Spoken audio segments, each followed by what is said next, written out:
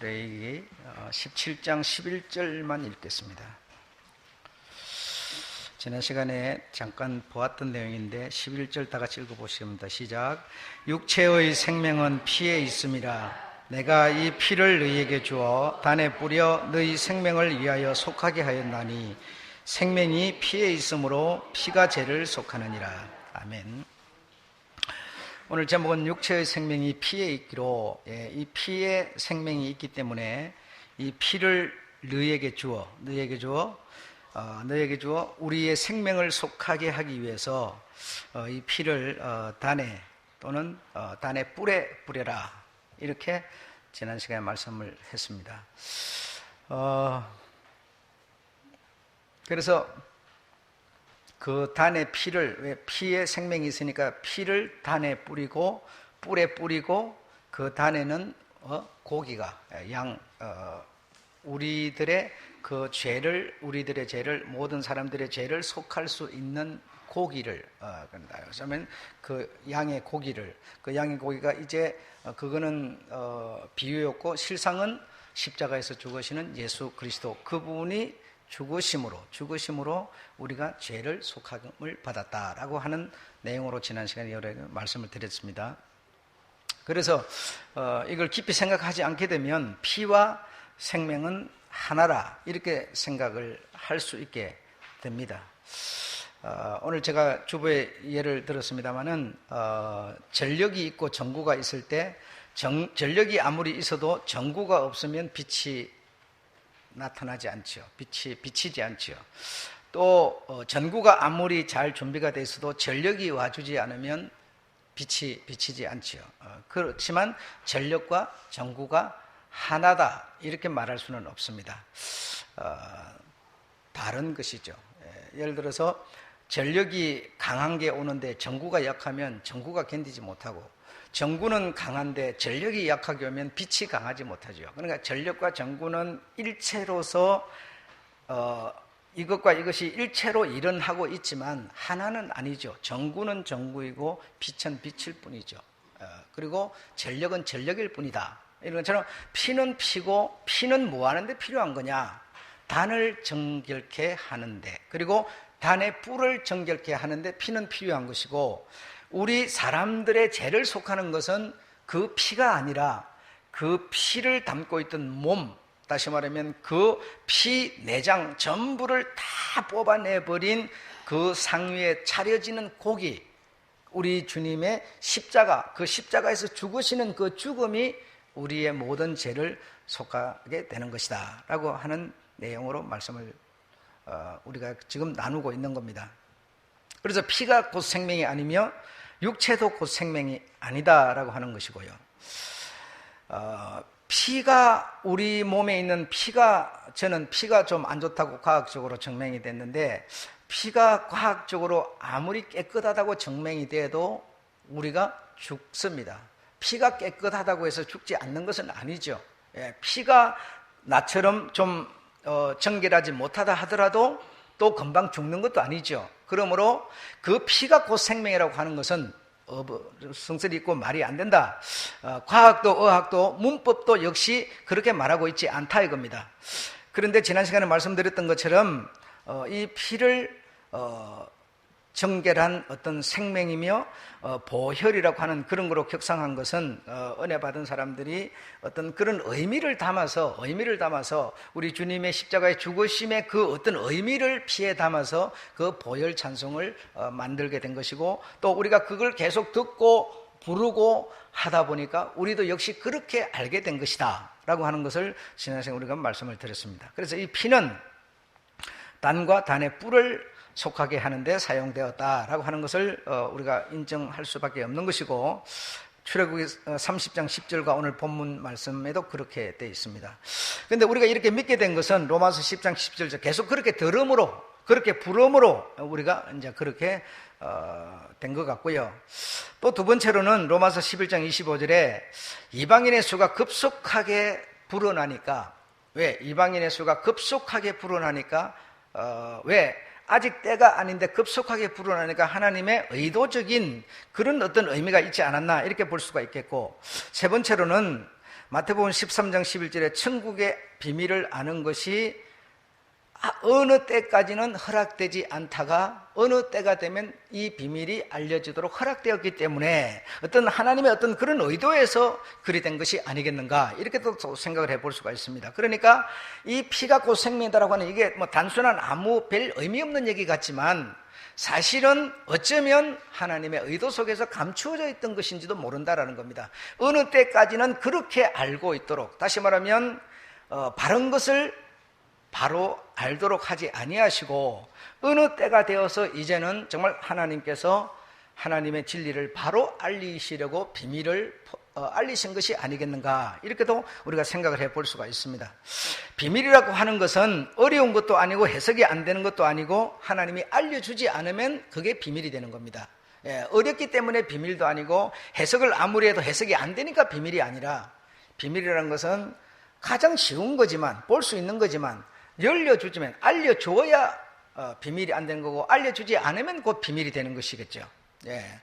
그런 의미에서 이 세 가지로 우리가 이해를 해볼 수가 있겠습니다. 왜 이렇게 하도 당토 안 하고 성경에 정확하게 기록을 해놓고 있는데도 우리가 그걸 정확하게 읽지도 못하고 믿지도 못했는지, 그 이유는 아마 이런 이유들이 있었지 않았겠는가, 이런 생각을 해볼 수가 있겠습니다.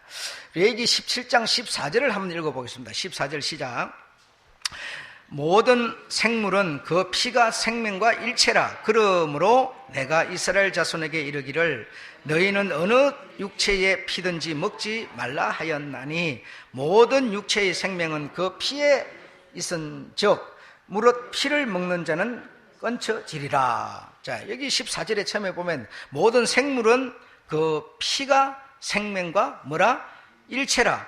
다시 한번 들고 보겠습니다. 여러분 천천히 시작. 모든 생물은 그 피가 생명과 일체라. 생명과 곧 생명이다가 아니라 생명과 일체라, 이런 뜻이죠.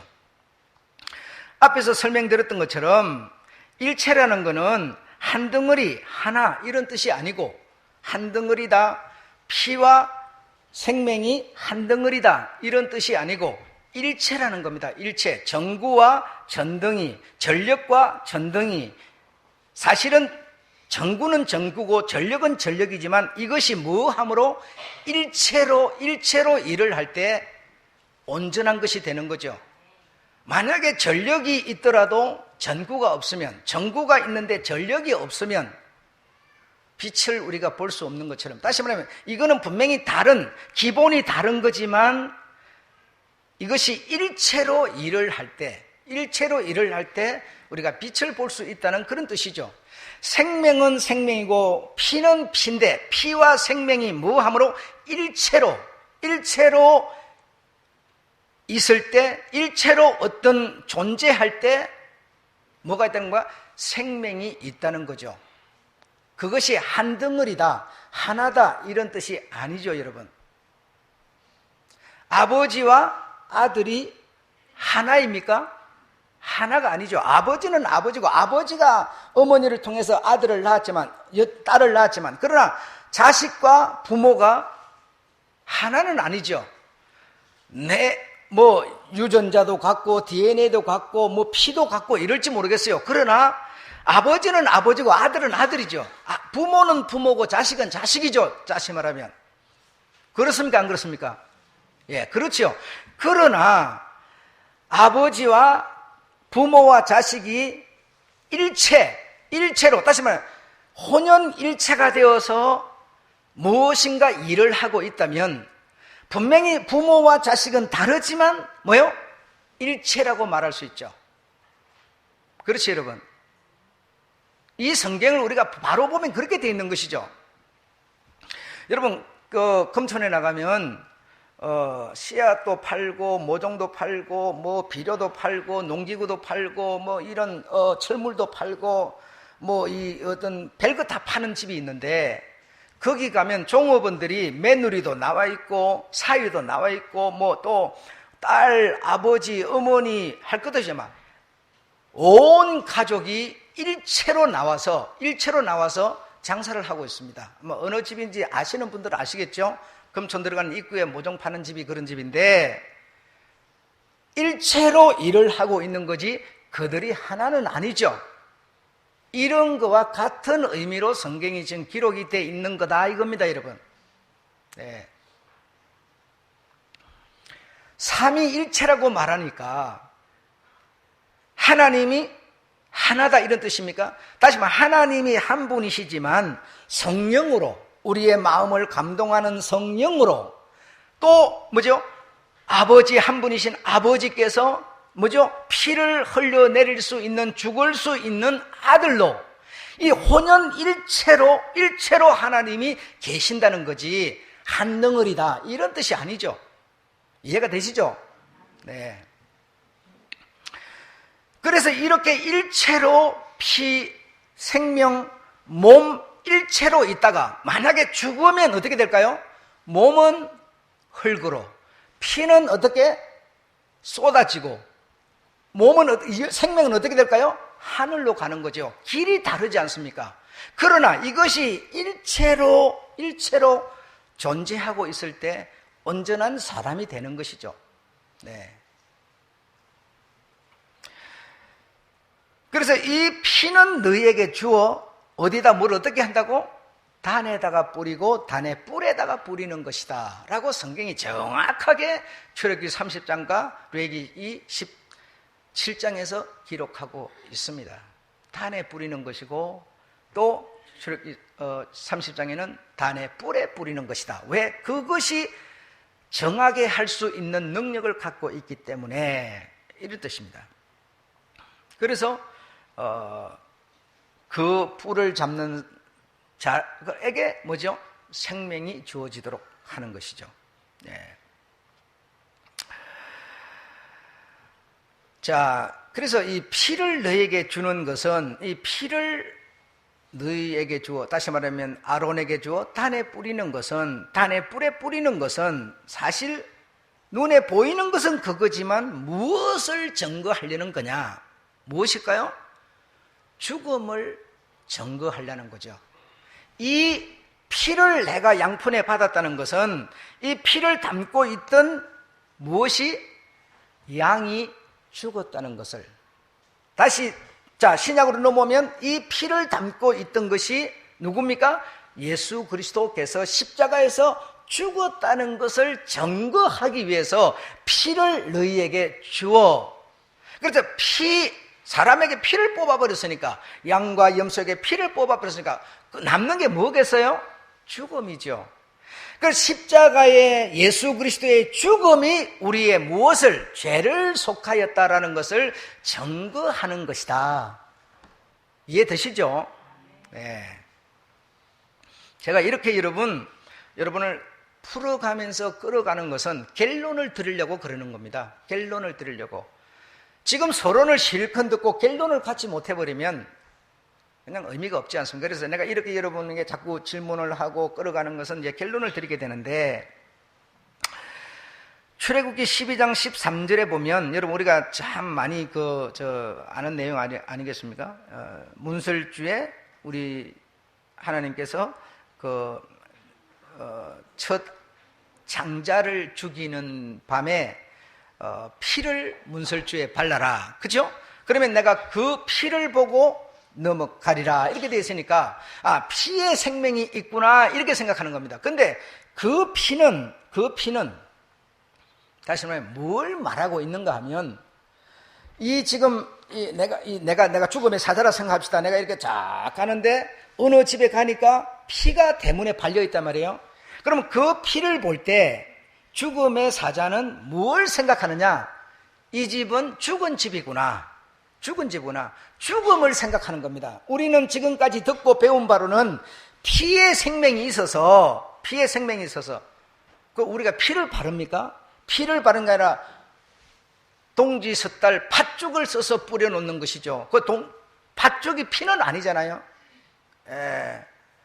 그러니까 그 피의 생명이 있는 게 아니라 피가 발렸다는 것은 이 집은 죽은 집이다. 산 집이 아니다. 죽은 집이니까 내가 그 집에 들어갈 필요가 없다. 그래서 지나가 버렸던 겁니다. 네. 그래서 우리가 이런 성경, 목사님 그 말이 그 말 같은데요. 그 말 같은 그것을 우리가 바로 듣고 배우지 않으면 이런 부분에서 큰 오해를 놔버리는 거죠, 여러분. 그래서 죽음의 사자가 피가 발린 집을 건너뛴 것은 피의 생명이 있어서가 아니고 이 집은 이미 죽었기 때문에, 죽어서 그 피를 이미 발라놓은 것으로 죽음이 증명되는 거라서 건너간 것이다 라고 성경은 우리에게 지금 가르쳐주고 있는 거다 이겁니다. 아셨죠? 자, 두 번째 또 피에 대한 내용이 나오는 것이 고린도전서 11장 26절에 잔에 뭘 담았어요? 피를 담았지요. 그래, 잔은 무엇을? 그의 죽으심을, 다시 말해 십자가에서 예수님이 죽으셨음을 다시 오신다 했는데 다시 오실 때까지 기념하는 것이라. 맞죠? 우리가 잔을 드는 것은 뭘 생각하라는 겁니까? 이 피를 다 쏟아내버리고 주님이 죽으셨구나라는 것을 증거하고 있는 것이다 이겁니다. 아셨죠? 자, 이제 4번이라고 기록되어 있는 데를 한번 읽어보겠는데요. 자, 요게 이제 여러분에게 드려야 되는 결론이 되겠습니다. 다 같이 읽어보시죠. 누가복음 11장 29절 시작. 이 세대는 악해서 표적만 구하죠. 자, 그 다음에 내가 보일 표적은 밤낮 사흘을 땅속에 있으리라. 죽음이 실상이기에 부활하게 되는 것이다. 예, 이게 오늘 제가 여러분에게 설명해야 되는 결론이 되겠는데, 예수님이 이 세상에 오셨을 때 사람들이 예수님을 보고 표적을 자꾸만 구했어요. 표적을 자꾸 어떤 이런 그들이 생각하는 표적은 이 세상에서 물리적으로 손에 잡히고 보이는 그런 표적을 말하는 겁니다. 그런 표적을 자꾸 구하니까 주님이 결론을 딱 말씀을 했는데, 무슨 말씀을 했는가 하면 내가 볼 표적은 밤낮 사흘을 죽어서 땅속에 있으리라. 다시 말하면 죽으리라 이 말입니다. 이것이 내가 너희들에게 보이는 표적이다 이렇게 말했어요. 표적이다 이렇게 말했어요. 그러니까 다시 말하면 십자가에서 죽는 죽음이 다시 말하면 너희를 뭐 하는 거라? 살리는 것이라 라고 하는 실상을 말해 주었어요. 실상을. 그래서 그들은 그런 거는 우리는 필요치 않습니다 해서 떠나가 버렸지만, 이것이 다시 말하면 십자가에서 죽는 죽음, 이것이 뭐라? 실상이라. 자, 히브리서 11장에는 이래, 믿음은 바라는 것들의 실상이요. 그렇죠? 믿음은 바라는 것들의 실상이요. 그러면 믿음은 뭘 바라는 겁니까? 믿음은 뭔가 실상을 바라는데, 믿음은 뭔가 실상을 지금 바라는 겁니다. 그걸 보고 믿음이라고 그러는 거예요. 산믿음이라고 그러는 거예요. 그러면 실상은 뭐냐? 오늘 주님의 답변으로 보아서는 죽는 것이 실상이라는 거죠. 여러분, 논리대로 이해되십니까? 네. 십자가에서 내가 죽는 이게 내가 너에게 보일 표적이라. 즉 뭐라? 실상이라. 그러면 우리가 지금 믿음을 갖는 것은 무슨 믿음을 가져야 되느냐? 십자가에 죽으신 주님을 믿는 것이 우리가 실상을 갖는 것이다. 실상을 갖는 것이다. 그런 믿음을 가진 자가 뭘 가진 것이라? 실상을 가진 것이라. 이해되십니까? 무엇이 실상이라? 죽으신 것이 실상이라. 실제라는 거죠. 그러면 여러분, 부활이라는 게 있는데 부활이라는 게 왜 부활이 되겠습니까? 여러분 착하게 살았으니까 네 착하게 사니까 내 부활시켜 줄게 그러는 겁니까? 네 교회 오래 다녔으니까, 그리고 어머니 태에서부터 네가 신앙생활 한 모태신앙이니까 내가 부활시켜 주겠습니까? 그러겠습니까? 뭘 가져야 부활이 될까요? 믿음의 실상을 가져야. 우리는 여러분 지금 하나의 소망은 우리 주님은 십자가에서 죽으셨고요. 이제 우리에게 정말 마지막 소망은 뭐냐? 부활이죠. 그래서 성경에서 복음이다라고 하는 거는 뭘 복음이라 그러는 거 아니? 네 잘 살게 해줄게 이런 게 아니고 여러분, 그거는 복음이 아닙니다. 왜냐하면 아무리 하나님이 잘 살게 해주고 싶어도 내가 손발 안 놀리면 소용없어요. 네 얼굴을 내가 깨끗하게 해줄게, 보송보송하게 해줄게, 내가 세수 안 하고 불 안 바르면 보송보송 안 해줘요. 세상은 그런 겁니다. 그러면 성경에서 말하는 복음, 즉 진리라고 하는 것은 뭐냐? 죽음과 부활을 진리요 복음이라 하는 겁니다. 아셨죠? 그러면 이제 우리 주님은 죽으신 거고, 이제 우리는 부활하는 이 진짜 결정적인 찬스에 우리가 은혜를 입어야 되는데, 누가 부활의 은혜를 입느냐? 실상을 가진 자라는 겁니다. 실상을 가진 자. 그럼 실상이 뭐냐? 우리 주님이 십자가에서 나의 모든 죄를 짊어지고 죽었다는 실상을 가진 자. 이 자가 뭐 한다고요? 부활하게 된다고요. 내 행위가 선해서도 아니고, 여러분, 내가 무슨 어떤 사회 사업을 많이 해서도 아니고, 여러분, 실상을 가진 자. 실상은 뭐니까? 믿음이니까. 예, 우리의 바라는 거니까. 그래서 부활하게 되는 겁니다. 여러분이 정말 최고의 영광이 되는 부활의 은혜를 입고 싶거든 믿음을 가지셔야 됩니다. 믿음의 무엇을? 십자가에 나 대신 죽으신 주님에 대한 죽음에 대한 믿음을 가져야 됩니다. 그래야만 내가 뭐 한다고요? 부활할 수 있다는 겁니다. 부활할 수 있다는 겁니다. 정말 부활, 죽음 여러 얘기 많이 들어왔지만, 이런 정말 하나님께서 때가 다 되셔서 이런 깊은 비밀을 지금 열어주시는 겁니다. 많이 들은 얘기지만, 아는 얘기지만, 우리는 그저 피로 내가 씻기고 점점 어떻게 돼가지고 지금 만들어져 가고 있는 줄 알지만, 그게 아니라는 거예요. 그게 아니라는 거예요. 참으로 우리 주님의 귀한 은혜 주심에 감사하시기 바라고, 여러분이 이렇게 사시다가 죽을 겁니다. 그렇죠? 죽을 겁니다. 죽으면 우리는 아까 찬송가에도 그런 게 나왔는데, 죽는 것은 성리를 위한 것 이러는데요. 죽는 것은 성리를 위한 게 아니라 죽는 것 자체가 뭐라고요? 실상이라고요. 그게 억울한 것도 아니고 손해보는 것도 아니고, 죽는 것 자체가 뭐나? 곧 부활을 만들어낼 수 있는 믿음이요, 실상이라는 겁니다. 예. 그래서 우리는 분명히 죽겠지만, 이 죽음이 슬픈 것이 아니라 새로운 세계를 나아가는 첫 단추 문을 여는 것임을 믿으시기 바랍니다. 부활의 세상으로, 새 몸을 입는 세상으로 나아가는 단계가 바로 죽음이라는 것이죠. 죽음이라는 것이죠. 그러므로 죽음을 두려워할 필요가 없습니다. 새로운 세계로 나아가는 길이니까요. 죽음을 바로 맞이할 수 있는 사람이 부활을, 실상을 누리게 되는 것이죠. 누리게 되는 것이죠. 즉, 이런 모든 얘기들은 세상에서의 잘 살고 못 살고의 얘기가 아닌 겁니다. 우리가 갖는 신앙, 이 복음 진리라는 것은 세상에서 얼마나 잘 사느냐 못 사는 얘기를 하고 있는 게 아닙니다. 여러분, 이런 말이 있어요. 성경에 보면 말에 실수가 없으면, 우리 다 같이 한번 따라합시다. 말에 실수가 없으면 온전한 사람이라. 그래서 입에 자갈을 물려라 이렇게 말했는데요. 여러분, 말에 실수가 없는 사람이 있습니까? 이렇게 성경에 기록한 것은 무슨 뜻인고 하니, 다 실수할 수밖에 없다는 겁니다. 실수할 수밖에. 그 말에 실수가 어떻게 없을 수가 있겠습니까? 왜 말에 실수가 있는가 하면 이래서 있는 겁니다. 여러분, 자, 예를 들게요. 교회를 어떤 사람이 안 나왔어요. 상처를 누가 받을까요? 교회를 나올 사람이 안 나오면 상처를 누가 받는가 하면 주님이 받으시고, 목사가 받고, 장로가 받고, 성도가 받는 겁니다. 아셨습니까?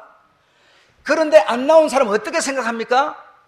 안 나왔다 하면 자기가 상처받는 것을 생각합니다. 왜 나에게 상처를 줘? 이럽니다. 이해하시겠습니까? 상처는 지가 나에게 줘놓고 내가 말하니까 지가 상처받았다는 거예요. 지금 세상이 그렇게 돌아가고 있는 거죠. 그래서 사람은 생각하기를 자기 입장에서 모든 걸 생각하기 때문에 상처를 안 받을 수가 없는 것이고, 말에 실수가 없지 않을 수 없다는 겁니다. 무슨 말인지 이해하시겠죠? 네.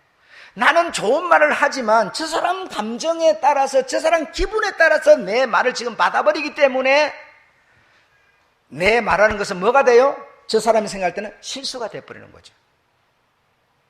그래서 모든 사람은 말에 실수가 없어야 되는데 말에는 실수가 없을 수가 없다는 겁니다. 왜? 자기 감정, 기분에 의해서 저 사람의 말을 받아들이기 때문에.